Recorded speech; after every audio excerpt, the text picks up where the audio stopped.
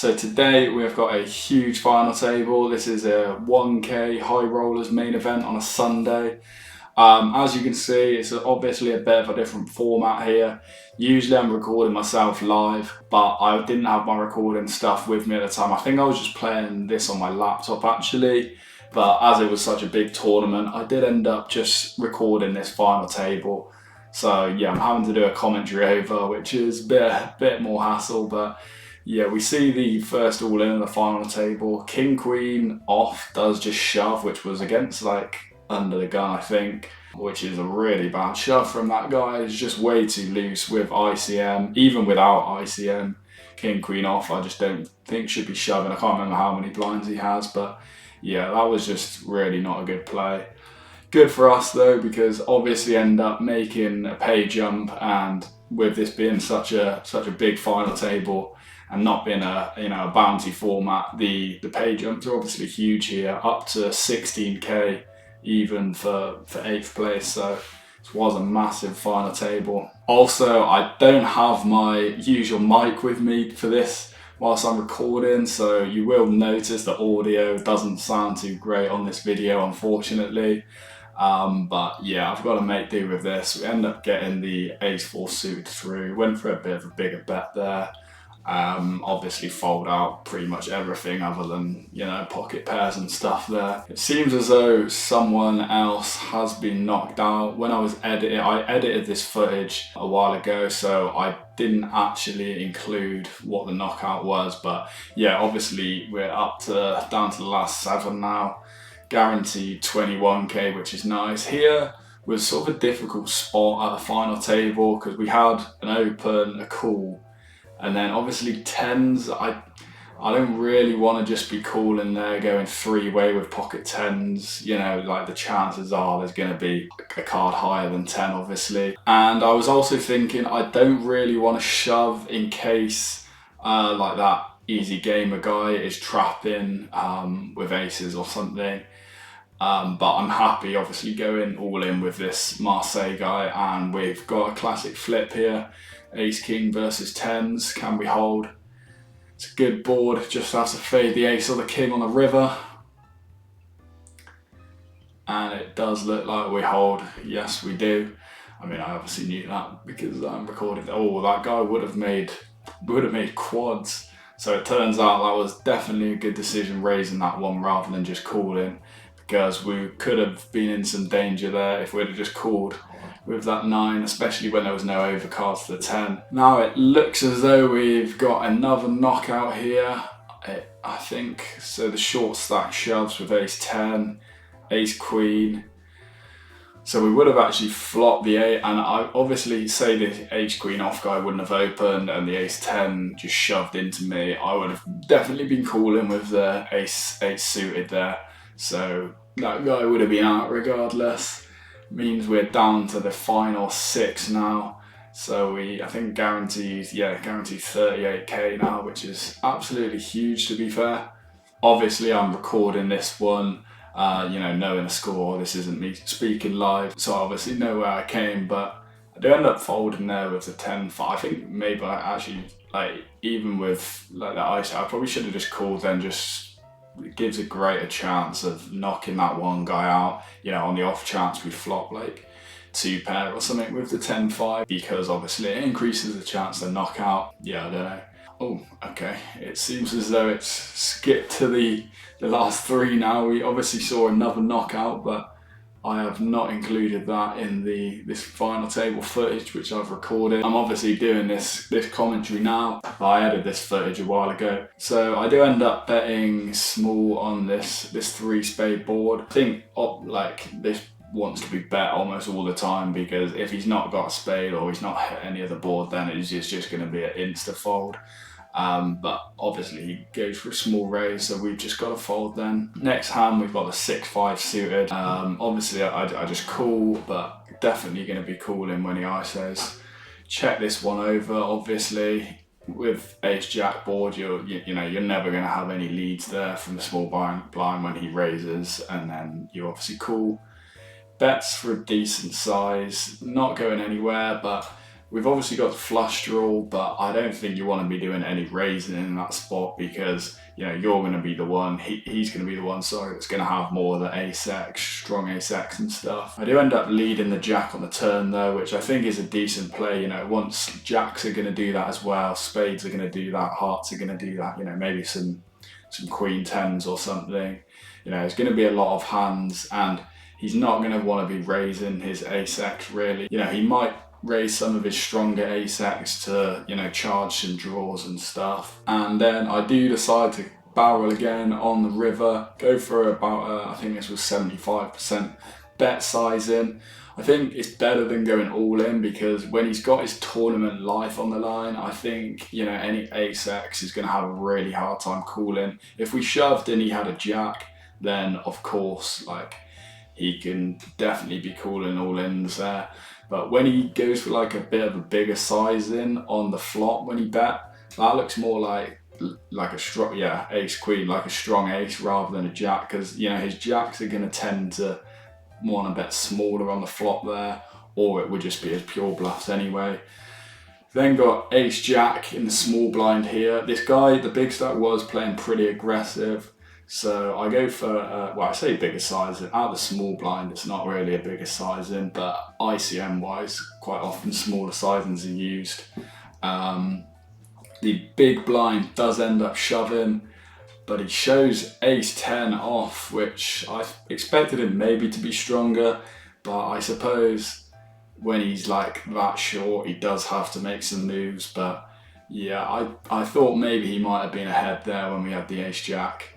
And that means we're now down to the final two, so we are guaranteed, I think, up to 80, 87k. Got the king queen off on our first hand, opening this one up obviously. If he raises, then I'd definitely be calling a 3-bet. Got 9 jack. It's a decent hand for the king and queen. We've obviously got the gut shot. I would prefer to have a club on board here. Like, generally the boards which you want to continue barreling are gonna have, you know, you want your king to be a club when it's like a 9 jack club board, to be honest. So I could go either way with this one on the turn here. Do end up going for fairly big sizing on the turn. You know, I'm going to be able to fold out most things. A lot of his draws and stuff, his weaker draws and stuff. You know, his ace-x, his lower pocket pairs and whatever. The river does come a jack, which is not a great card. I'd have obviously much rather see, you know, the 10 or a king, queen at least. It's, yeah, interesting decision we have on the river if he decides to lead this one. I think, if I remember, I think he does go for a lead here. See what he does. Yeah, so he obviously went for, like, not a huge sizing on the river. I mean, this problem is I did end up going for a fold here. I think I was debating a raise, but, like, that's either going to be, like, he's going to go small with his missed draws, but also some of his, you know, traps as well. Like, he's going to go small with jack there, hoping that we raise some of our missed draws. So it was one of the, and like with the king queen, I obviously block some of his hands which are going to be continuing. So yeah, I mean, maybe he just bluffed there with a missed draw, but he also for sure could have added a 9 or jack, definitely. Ace 5, I decided to raise this one up, which I think is fine. I could have obviously just called pre-flop, but I decided to just check this one on the turn. And then he does check back, which I think he's not going to have a lot of, you know, strong traps on this board. So I do decide to bet the river small to get value from some of his weaker, like get value from I don't know, like a king 10 or king queen maybe he could have here that would call. But then he does end up going for a fairly big river raise. And I'm just thinking, like, what is he really going to be raising here? Like, when we're the pre-flop aggressor, we're going to have a lot of the stronger hands in this situation. And I think the way he's played this, calling the flop, just checking back on the turn, definitely could be king jack, you know, could be a queen 10. Perhaps he's turned something like King 10 into a bluff is another possibility. But yeah, I go for a shove with King 5 suited there. That's definitely a bit of a loose play, I think.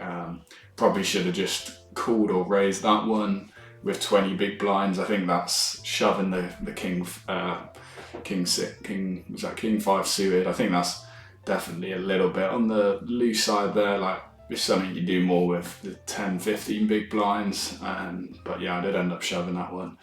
Anyway, we've got 10-9 here. I continue to barrel on the turn because there's going to be a lot of his draw hands which continue, and I'm still, we've still got a gut shot to the straight. We've still quite often going to have the best hand. He's going to have some eights here, some queens, whatever, that continue. Decide to check the river though with the king, obviously. It's a bit of a tough one. Like, I don't really want to continue for value, but also it's too strong to be bluffing, I think. And yeah, he does just check back with the ace-8. It's not a bad bluff. I don't think he played that one too badly. He definitely could have just shoved that river, but obviously with the ace, he still has some showdown from our misdraws and stuff. Obviously, he's got the big lead here. I kind of just had quite a lot of times where I was just like, I've obviously not shown in the video because they're hands where I'm just having to fold, or whatever, small hands where I'm just not picking up any good hands. Here, 6-2 off, obviously it's pretty dire hand, we're just check, check, check. But with the river, I just put out a small bet because fold out, maybe a queen, even a queen might call here, or whatever, jack, just some of his stronger hand, but he does end up going for a big raise on the river. Obviously just fold that one because that definitely looks like a 10 the way he was just checking all the way till the river and then raises. Open with the jack 6 off, ace king 4 board, pretty much I think would be almost 100% bet because he's just very capped here. We've got all the nuts here. Because when he doesn't 3-bet pre-flop, definitely want to be betting this one. And I do end up going for a check on the turn there. I could still barrel again because he's very capped, but jack 6, especially with that combo, if I had maybe the jack of diamonds or like jack of clubs as well, when there's not a club on board, are definitely better for barreling the hands.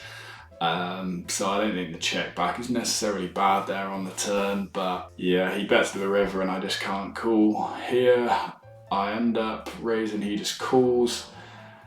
Fine, I think betting or checking is fine here. I'll go for a small bet, we obviously with bottom pair, but we got the ace, strong kicker. On the turn, I think this guy, he goes for a small lead. I probably most of the time should just call here, I think, but I think at the time I was just thinking I can charge some draws, some 9 jacks, some 7 6s, etc. because there's a decent amount of draws on this board. The river does come to 10, which is kind of an interesting card. It obviously counterfeits our 5. However, there's definitely a good chance we can have the best hand here because 8s, 10s, and then we've obviously got the ace high kicker. But I think I do end up just going for a fold here. I was kind of debating calling because there are misdraws, 7 6s, 9 jacks, which do possibly want to bluff there. But I was just thinking, is he going to risk bluffing there when I'm probably always going to have to call my 8s there. I'm going to have to call my 10s there when the river comes. So it's kind of one of those where I think at the time I was thinking, I just don't think he's bluffing this spot a lot. So I did just go for the fold there, which I think was fine, but yeah, maybe I got bluffed off with a draw there. It is possible. And last hand, just end up running to call. I was actually trapping in myself. Obviously with the king there, we hit trips, but the river, he just ends up over betting with just the absolute nuts. And yeah, I end up picking up 87k in this tournament, which I was obviously really happy with. This is my second biggest score ever. Looking back on the footage, I think I definitely could have played a bit better on the heads that match, but the other guy played well and I was just getting some pretty awful runouts, to be honest. But anyway, thanks for watching. Make sure you subscribe and stay tuned for the next big win.